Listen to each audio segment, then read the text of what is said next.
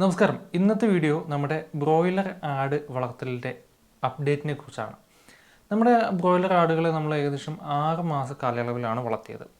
മൊത്തം 10 കുട്ടികളെയാണ് കൊണ്ടുവന്നതെങ്കിലും കൊണ്ടുവന്ന ആ സമയത്ത് തന്നെ തൈലേറിയ അതുപോലെ തന്നെ അനാപ്ലാസ്മ എന്ന് പറയുന്ന ഇൻഫെക്ഷൻ സംഭവിച്ചുകൊണ്ട് നമുക്ക് 4 കുട്ടികൾ വന്നൊരു 4-5 ദിവസം കൊണ്ട് തന്നെ ചത്തുപോയിരുന്നു. അപ്പോൾ 10-ൽ നിന്ന് 4 പോയിട്ട് ബാക്കി 6 കുഞ്ഞുങ്ങളാണ് നമുക്ക് ഉണ്ടായിരുന്നത്.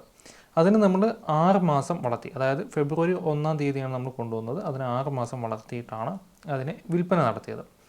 അപ്പോൾ ഏകദേശം എത്ര ഗ്രോത്ത് കിട്ടി, എന്ത് വിലയ്ക്ക് വിൽക്കാൻ പറ്റി, ഫീഡ് കോസ്റ്റ് എത്ര വന്നു, അത് കഴിച്ച് നമുക്ക് എത്ര ബാലൻസ് കിട്ടി, അതായത് ലാഭമാണോ നഷ്ടമാണോ എന്നുള്ളതാണ്.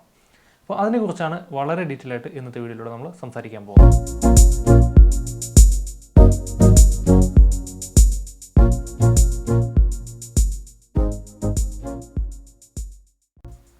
ഇതിൻ്റെ മുമ്പത്തെ വീഡിയോകൾ കാണാത്ത സുഹൃത്തുക്കൾക്ക് വേണ്ടിയിട്ട് വളരെ ചുരുക്കി എന്താണ് ബ്രോയിലർ ആട് വളർത്തൽ, നമ്മുടെ രീതിയിലുള്ള ബ്രോയിലർ ആട് വളർത്തൽ എന്താണ്, എങ്ങനെയായിരുന്നു എന്നുള്ളതിനെക്കുറിച്ച് വളരെ വിശദമായിട്ടൊന്ന് പറയാം.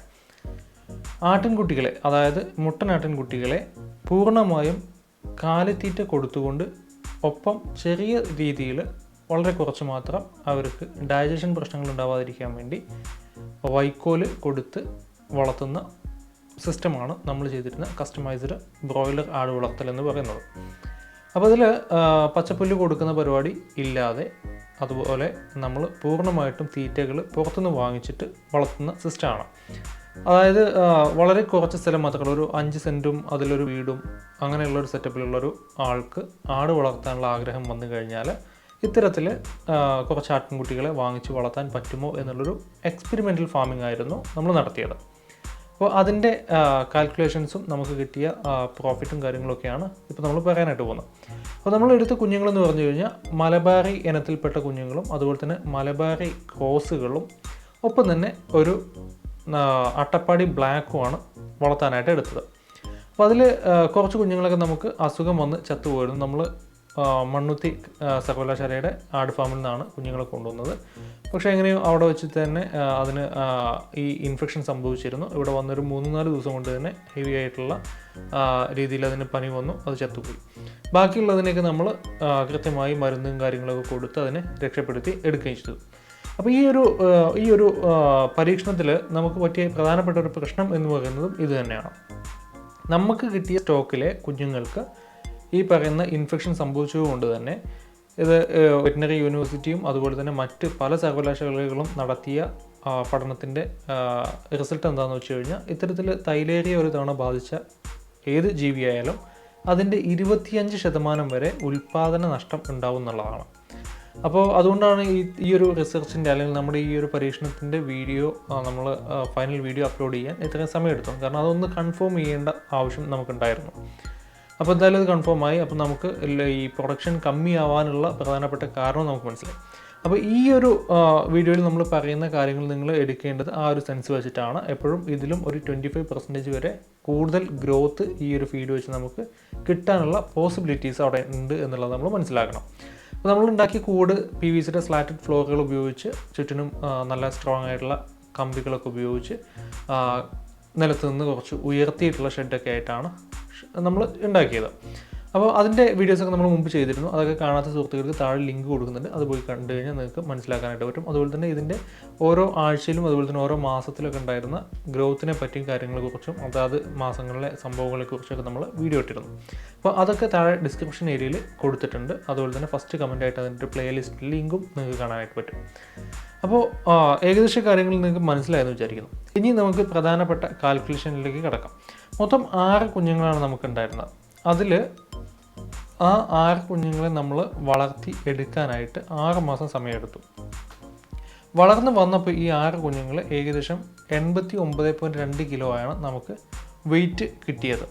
അപ്പോൾ പലതരത്തിലുള്ള കസ്റ്റമൈസ്ഡ് തീറ്റകളാണ് നമ്മൾ കൊടുത്തിരുന്നത്. അതായത് പെല്ലറ്റ് നമുക്ക് ഈ ഒരു പരിപാടി നമ്മൾ തുടങ്ങി കുറച്ച് ദിവസങ്ങൾ കഴിഞ്ഞപ്പോൾ തന്നെ നമ്മുടെ നാട്ടിൽ കൊറോണ ആയിട്ട് ബന്ധപ്പെട്ട ലോക്ക്ഡൗണും കാര്യങ്ങളൊക്കെ സ്റ്റാർട്ട് ചെയ്തു. തുടക്ക സമയങ്ങളിൽ അന്യ സംസ്ഥാനങ്ങളിൽ ചരക്ക് കൃത്യമായി വരാത്തത് കൊണ്ട് തന്നെ നമുക്ക് ഇവിടെ തീറ്റയുടെ ഒരു ഷോർട്ടേജ് ഉണ്ടായി. അപ്പോൾ നമ്മൾ നമ്മുടെ ഫാമിൽ കൊടുക്കാനായിട്ട് കൊണ്ടുവന്നിരുന്ന പശുവിനൊക്കെ കൊടുക്കാൻ വേണ്ടി കൊണ്ടുവന്നിരുന്ന തീറ്റകൾ ഉപയോഗിച്ചാണ് ആടുകൾക്ക് തീറ്റ കൊടുത്തിരുന്നത്. അതും കുറച്ച് ദിവസങ്ങൾ കഴിഞ്ഞപ്പോൾ നമുക്ക് അതിനും ഷോർട്ടേജ് വന്നു തുടങ്ങിയപ്പോൾ നമ്മൾ അതിലേക്ക് കുറച്ച് ചോറ് കൂടെ ആഡ് ചെയ്യാൻ തുടങ്ങി. അപ്പോൾ ഏകദേശം ഒരു മാസത്തെ സമയം കഴിഞ്ഞിട്ടാണ് നമ്മൾ ഈ ചോറൊക്കെ കൊടുത്തു തുടങ്ങുന്നത്. അപ്പോൾ ഏകദേശം നമുക്ക് വന്ന ഫീഡ് ഇൻടേക്ക് എന്ന് പറയുന്നത് ഒരു ബാച്ചിന്, അതായത് ഈ 6 കുഞ്ഞുങ്ങളുടെ ടോട്ടൽ ബാച്ചിന് വന്നിട്ടുള്ളത് നമുക്ക് 260 കിലോ തീറ്റയാണ്. അതായത് ഈ 6 മാസം കൊണ്ട് ടോട്ടൽ 6 കുഞ്ഞുങ്ങൾ എടുത്തിട്ടുള്ള തീറ്റ എന്ന് പറയുന്നത് 260 കിലോ ആണ്. ആവറേജ് അതിൻ്റെ നമുക്ക് പല സാധനങ്ങളും പല തരത്തിലാണ് എടുത്തിട്ടുള്ളത്, അതുകൊണ്ട് തന്നെ അതിൻ്റെ പ്രൈസും കാര്യങ്ങളും ഡിഫറെൻ്റ് ആണ്. അപ്പോൾ ആവറേജ് ഒരു കുഞ്ഞിന് വന്ന തീറ്റ ചിലവെന്ന് പറയുന്നത് 1082 രൂപയാണ് നമുക്ക് ഈ 6 മാസ കാലയളവിൽ വന്നിട്ടുള്ള ചിലവ്. ഒരു കുഞ്ഞിനെ നമ്മൾ വാങ്ങിച്ചിട്ടുള്ളത് 2100 രൂപയായിട്ടാണ്. വാങ്ങിക്കുന്ന സമയത്ത് 2.5 കിലോ 3 കിലോ ഒക്കെ ആയിരുന്നു ആവറേജ് ഒരു കുഞ്ഞിൻ്റെ വെയിറ്റ് ഉണ്ടായിരുന്നത്.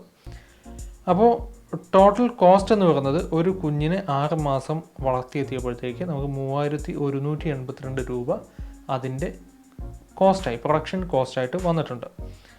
നമ്മളതിന് സെയിൽ ചെയ്തത് പെർ kg 300 രൂപ എന്നുള്ള തോതിലാണ്. അപ്പോൾ അത് ചില സ്ഥലങ്ങളിൽ അതിൽ കുറവുള്ളതായിരിക്കാം, ചില സ്ഥലങ്ങളിൽ അതിലും കൂടുതൽ വില കിട്ടുന്നുണ്ടായിരിക്കാം. അപ്പോൾ എനിക്കിവിടെ വിറ്റപ്പോൾ കിട്ടിയത് 300 രൂപയാണ്. അപ്പോൾ നമ്മൾ സ്ഥിരമായിട്ട് അതിനെ തൂക്കി നോക്കിയിട്ടാണ് ഓരോ ദിവസവും റെക്കോർഡ് കീപ്പ് ചെയ്തിരുന്നത്. വിൽക്കുന്ന സമയത്തും തൂക്കിയിട്ട് തന്നെയാണ് കൊടുത്തത്. അപ്പോൾ ഒരു കുഞ്ഞിന് ആവറേജ് കിട്ടിയ വില എന്ന് പറയുന്നത് 4450 രൂപയാണ്. അപ്പോൾ നിങ്ങൾ വീഡിയോയിൽ കാണുന്ന സൈസിലുള്ള കുഞ്ഞുങ്ങളാണ്. അപ്പോൾ അതിന് കിട്ടിയ വില എന്ന് പറയുന്നത് 4450 രൂപയാണ്. ആ കുഞ്ഞുങ്ങളെ നമ്മൾ വിറ്റത് അതിൽ നിന്ന് നമുക്ക് വന്ന പ്രൊഡക്ഷൻ കോസ്റ്റും കഴിച്ചു കഴിഞ്ഞാൽ ആവറേജ് 1278 രൂപ നമുക്ക് പ്രോഫിറ്റായിട്ട് കിട്ടി. അതായത് ഒരെണ്ണത്തിന് വെക്കുമ്പോൾ 1278 രൂപ എന്ന് പറയുന്നത് ആവറേജാണ്. ടോട്ടൽ എണ്ണത്തിൻ്റെ ഫീഡ് ഇൻടേക്കിൻ്റെ കാര്യം വെച്ചിട്ടും ടോട്ടൽ എണ്ണത്തിന് വിറ്റപ്പോൾ കിട്ടിയ വിലയുടെ ബേസിസിലുമാണ് നമ്മൾ ഒരെണ്ണത്തിൻ്റെ കാൽക്കുലേഷൻ എടുക്കുന്നത്. അതിൽ ചിലപ്പോൾ ഒരു കുഞ്ഞ് 17 കിലോ ഉള്ളതുണ്ടായിരിക്കാം, ചിലപ്പോൾ ഒരു കുഞ്ഞ് 13 കിലോനെ ഉണ്ടാവുള്ളൂ. അപ്പോൾ ആവറേജ് ചെയ്യുമ്പോൾ മൊത്തത്തിൽ എല്ലാത്തിനും കൂടെ കിട്ടിയതും മൊത്തത്തിനെല്ലാം കൂടെ ചിലവ് വന്നതും കൂടെ ചേർത്തിട്ടാണ് നമ്മൾ കണക്കെടുക്കുക. പുറമെ നമുക്ക് ഒരാളുടെ അധ്വാനം വന്നിട്ടുണ്ട്, അതുപോലെ തന്നെ നമുക്ക് ഇൻഫ്രാസ്ട്രക്ചർ ഡെവലപ്പ് ചെയ്യാൻ വേണ്ടിയിട്ട് നമ്മൾ ഒരുപാട് പൈസ ഇൻവെസ്റ്റ് ചെയ്തിട്ടുണ്ട്. അത്തരത്തിലുള്ള ഇൻവെസ്റ്റ്മെൻറ്റുകളൊക്കെ ഉണ്ട്. പക്ഷേ ഒരാളുടെ കൂലി നമ്മൾ പറയുന്ന സമയത്ത്, എല്ലാ സമയത്തും ഞാൻ പറയുന്നതാണ്, ഒരാളുടെ കൂലി നമ്മൾ എടുക്കണമെങ്കിൽ അതിനനുസരിച്ചുള്ള അധ്വാനം അവിടെ ഉണ്ടെന്ന് നോക്കണം. ഇത് ശരിക്കും നമുക്ക് ജസ്റ്റ് ഒരു 10 മിനിറ്റ് അല്ലെങ്കിൽ 20 മിനിറ്റ് നേരം ഒരു ദിവസം ചിലവഴിച്ച് കഴിഞ്ഞാൽ, അതായത് രാവിലെ ഒരു 10 മിനിറ്റും വൈകുന്നേരം ഒരു 10 മിനിറ്റും ചിലവഴിച്ച് കഴിഞ്ഞാൽ സുഗമമായിട്ട് പോറ്റാൻ പറ്റുന്ന ഒരു സിസ്റ്റമാണ്. അതുകൊണ്ട് അവിടെ ലേബർ കോസ്റ്റിനെ കുറിച്ചൊരു 10 എണ്ണത്തിനോ 20 എണ്ണത്തിനോ 50 എണ്ണത്തിനോ വരെ വളർത്തുന്ന സമയത്ത് നമ്മൾ സംസാരിക്കാൻ പാടില്ല. കാരണം ഇതൊരു സ്വയം തൊഴിൽ സംരംഭമായിട്ട് എടുക്കേണ്ട, അല്ലെങ്കിൽ ഒരു സൈഡ് ബിസിനസ്സായിട്ട് എടുക്കേണ്ട ഒരു പരിപാടിയാണ്. അപ്പോൾ ലാഭകരമാണോ ബ്രോയിലർ ആട് വളർത്തൽ എന്ന് ചോദിച്ചു കഴിഞ്ഞാൽ നമുക്ക് ലാഭകരമാണെന്ന് പറയാൻ പറ്റും. അപ്പോൾ ഇനി ഇതിൽ വരുന്ന മറ്റൊരു ബുദ്ധിമുട്ട് എന്താണെന്ന് വെച്ച് കഴിഞ്ഞാൽ മാർക്കറ്റിങ്ങിന് വേണ്ടിയിട്ട് നമ്മൾ കുറച്ച് ബുദ്ധിമുട്ടേണ്ടി തന്നെ വരും.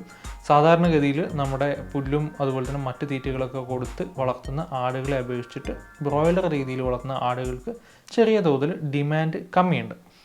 പ്രത്യേകിച്ച് വളർത്താൻ വേണ്ടിയുള്ള ആളുകളാണ് നമ്മുടെ അടുത്ത് പിന്നീട് വാങ്ങിച്ചു പോകുന്നതെന്ന് വെച്ച് കഴിഞ്ഞാൽ അവർക്കത് കുറച്ച് ബുദ്ധിമുട്ടുകൾ ഉണ്ടാക്കുകയും ചെയ്യും. ഇനി ഇതിൽ നമുക്ക് ബാക്കി വരുന്ന മറ്റൊരു സാധനം എന്ന് പറയുന്നത് ഇതിൻ്റെ ആട്ടിൻ കാഷ്ടാണ്.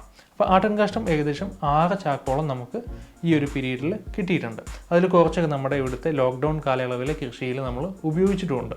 അപ്പോൾ ആ ഉപയോഗിച്ചതിന് ശേഷം ബാക്കി വന്നതാണ് ഈ 6 ചാക്ക് ആട്ടിൻ കാഷ്ടം എന്ന് പറയുന്നത്.